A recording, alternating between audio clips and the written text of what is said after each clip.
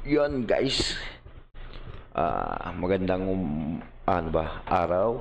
Guys, yung magandang araw. Kasi hindi ko alam kung kailan ko i-upload to, no. Pag-usapan natin ulit yung impeachment trial ni Vice President Sara na Day 4 and Day 5. Ito yung July 13 and 14, no. Nag ano lang ako, nag-list lang ako ng mga topic. Kumbaga, kasi kung tutukuyin natin, yung buong video is ang haba nun, no?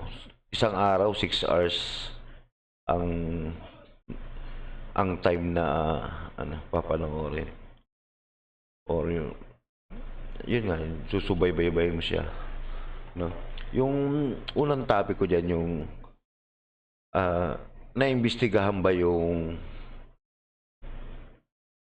nangyari sa video, no?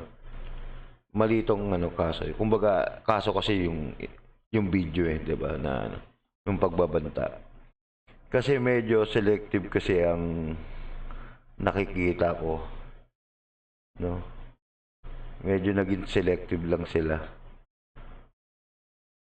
Yun, kasi yung pangalawang witness nila is si Attorney Jeremy Luntok na Regional Director ng NBI.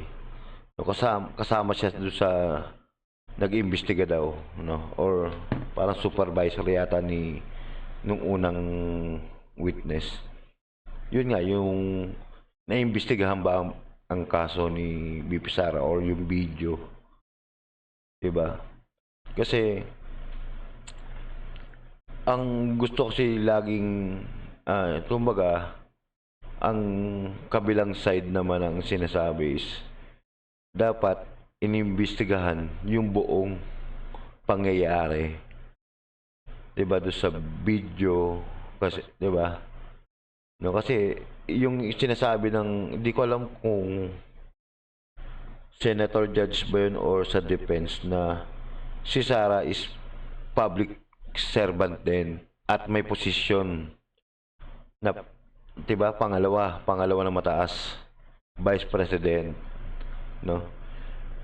Ang inaano nila diyan yung bakit nakatutok lang do sa presidente na pinagbantaan ni Sara. Bakit hindi inalam yung Oplan Romanov na sinasabi nitong Princess Maui? Kasi gusto ng defense na, yun sa akin lang to, guys, kung may mali ako, correct nyo ako. Ang gusto kasi sabihin ng defense is, hindi sabihin ni Sara yun kung walang nag-trigger, no? Wala nag-trigger sa kanya. Kaya yan yung sinabi yung number 2, yung Oplan Romanov. Kasi ito si Princess Maui, kasama siya doon sa conference, no? Tinanong niya si Vice President Sara na, kumusta kayo, ganyan. Diba? Parang inano niya na, alam niyo naman po, para may Oplan Romanov, ganyan. Doon nag-umpisa yon. Doon ko nakikita nag-umpisa yon, no? Kaya may pagbabanta, no? Yun, kaya pinasok ko tong number 2, yung Princess Maui o Oplan Romanov. Kasi dapat inimbestigahan yun din si Princess Maui. Saan nanggaling yung tanong mo na yan? May impormasyon ka ba sa ganyan, no? Yun ang medyo parang bias or one-sided lang, or tumigil na kagad kay Sara mag-imbestiga. Yung sa part nung kay Sara naman, 'di ba? Nakapokus sila kay President Bongbong Marcos. Yun ang inaano kabilang side, no, yung itong grupo ng defense, no. Then ito lang yung ano nakikita ko lang ano or opinion ko is masyadong bias lang or one picture lang kasi hindi mo maano yung galit mo kung walang nag-trigger sa iyo, di ba? Kahit naman tayo mga normal na tao, no. Pagka pinagbantaan ka, syempre magsasabi ka rin ng ano, no, ng hindi rin maganda. Ay, yun ang ano ko, dapat pilitin nila makuha yung impormasyon kay Princess Maui or ma-invite nila sa 'di ba sa mga investigasyon kasi parang nabanggit yata nila na hindi pumunta si ano si Princess Maui do sa invitation, no. Kaya yun lang sana maimbestigahan din yung kay BP Sara para patas din kasi hindi naman hiniling ni ano ni President Bongbong na imbestigahan yun eh. Nagkusa ang NBI, 'di ba? Dapat ganoon din kay Sara na kahit hindi sinasabi ni Sara na imbestigahan niyo yung Oplan Romanov na yan, automatic sila kasi connection nakakonect siya do sa nangyayari. Yun lang ang akin lang, no. No. Kung meron kayong mga ibang opinion, di i-comment nyo dyan, guys, no. Then yung pangatlo, tinukoy ng defense yung mga mali-maling date or reference number dito sa ito. Medyo ano kasi to. Medyo technical na to kasi biruin mo, sabi daw diyan is February 12 na-receive ng DOJ. Ngayon, naging 1:30, no? Diyan kasi talaga nagkakaproblema diyan sa mga error o typo, no? Medyo ano yan, alam natin pagka mayroong mga error sa documents is parang hindi nagiging valid. Sa akin lang ito hindi nagiging valid. Kahit naman sa atin yung mga normal. Kunyari, mali yung spelling ng sagot mo sa test paper, 'di ba? Iko-correct ba 'yon? Ganun ba 'yon? Hindi naman 'di ba? Dapat mas lalo na dito sa mga trial, talagang mahigpit diyan. Dapat tiningnan ng maayos o mabusisi ng prosecutor yung mga documents na pinasa ng NBI. Kasi diyan sila lulusutan. Yan yung hinahanap ng butas ng mga defense, no?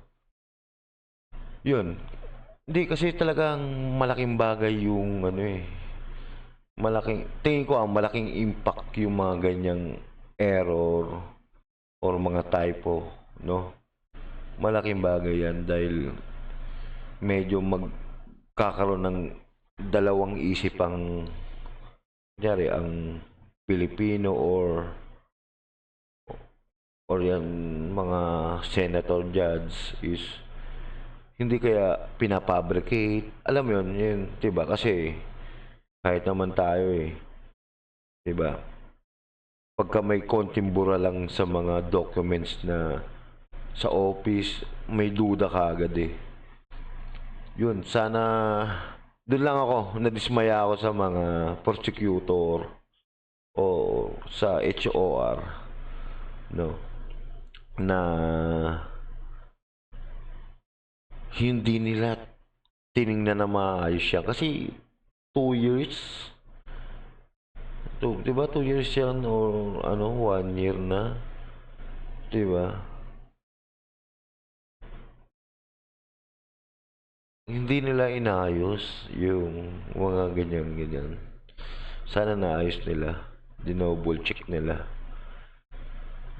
Kasi tingin ko naman mga attorney naman yung nasa prosecutor. Dapat alam nila yan.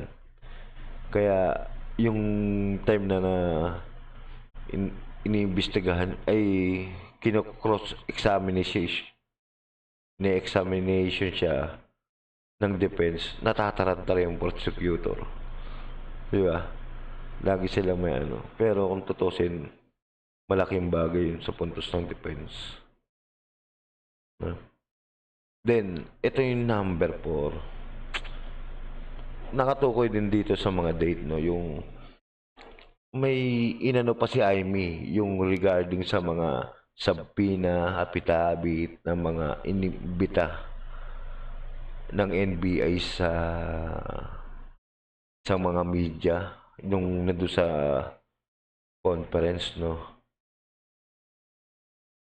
Yan, ito yung sinasabi niya na ano na nung July 14 na parang sinasabi niya na kahit may mga typo error, hindi mababago yung sinabi ni Sarah. 'Di ba? Yes, totoo 'yon. Pero ang problema dito, 'di ba? Nagta-trial kayo. 'Di ba? Kaya nga nagkaroon ng trial kasi gusto nyo patunayan na totoo 'yan. No, oh, na totoo na nga yan, diyan na nga kaya nga may impeachment trial eh. Pero kasi sa trial is kailangan ng mga evidence na ay, hindi ko sinasabing perfect, pero almost perfect na walang error, walang parang pagbabago do sa mga ano, 'di ba? Kasi kung ganyan lang ng ganyan, maano yung ano natin, yung system ng justice system natin. 'Di ba? Lagi nilang sasabihin diyan na bakit yung kay Vice President Sara typo error pero nakalusot naman. Hindi pa pwede yun sa trial. Paano naman yung mga ano, yung mga normal na trial? I mean, yung mga normal na tao na nagta-trial. 'Di ba? Sobrang higpit. Pero 'di ba? Hindi mo pwedeng sabihin 'yon. No? Ang hirap dito kasi nagpapalusot sila na parang yun alam mo naman ginagamit ng mga ibang mga nagre-react ng mga supporter na kahit anong gawin nyo is nandun yung video. Kahit mali yung mga typo error, yung mga ganyan sa mga documents. Hindi eh. Diba? Investigasyon yan eh, ng evidence eh. Ba't pa kayo gumawa ng mga affidavit? Diba? Kundi rin pala kailangan. Kasi, diba? Wala nang kwenta yan. Kasi, meron namang video eh. Diba? Yun lang yun sa akin. Medyo dapat maging stricto tayo dyan sa mga typo error, lalo na pagka mga trial yan. No? Yun, yung number 5 naman, ito lang, medyo nalungkot ako, no? Hindi ko na ano yun eh. Print screen yung ano eh. Yung nagsalita kasi si NBI Director Matibag regarding do sa ano ba yun? Asian ba yun? yung kay Cayetano daw na pangalan nito, no? Ito, medyo ano lang ako dito bigla ako nagulat na ba't kailangan mong i-announce, 'di ba? Ba't kailangan mong i-announce na gano'n? Eh, tagal na nun, 'di ba? Oo, yes, matagal na may nag-complain, 'di ba? Dapat inimbestigahan mo siya ng tahimik, 'di ba? L- lalo na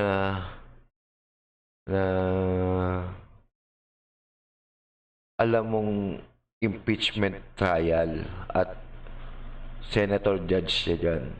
Tapos ang malupit nun, witness ka, 'di ba? Dapat hindi gano'n. Ito yung problema sa mga ano sa mga ibang tao na ano, masyadong nagkakarakter as ano sila no, karakter 'yon. Iisa-isahin nila yung mga taong alam nilang magiging hadlang sa kanila. Medyo ito nakakabisit lang to si Matibag. Ang daldal din, you know. Katulad nung kay Bato, hindi, ano na yun, ibang story na yun sa flood control yun eh. Papasok ko sana sa flood control yun.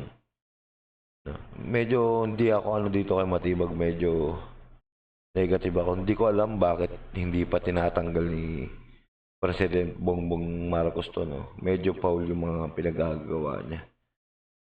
Eh ngayon, paano yan? Nag-react si Pia saka si yung magkapatid, 'di ba? Medyo mali nga yun kasi parang tinatakot mo sila, tinatakot mo si Alan, 'di ba? Eh ngayon parang hinamon ka ni Alan Cayetano na sige, imbestigahan mo, wala nang problema eh. 'Di ba? Ang problema lang is doon pa sa public, 'di ba, interview na ba't kailangan mo sabihin nga naman, 'di ba, para matakot si Alan, ma-intimidate. Yeah, medyo ang pangit lang na. Then itong number 6 naman, itong problema talaga. Si Soto, si Kiko, no, Kiko Pangilinan. Sinasabi nila na wag masyadong maging technicality. Ang hirap kasi sa inyo. Pagka hindi kayong na kumbaga hindi kayo tinatamaan ng ganyang trial is ano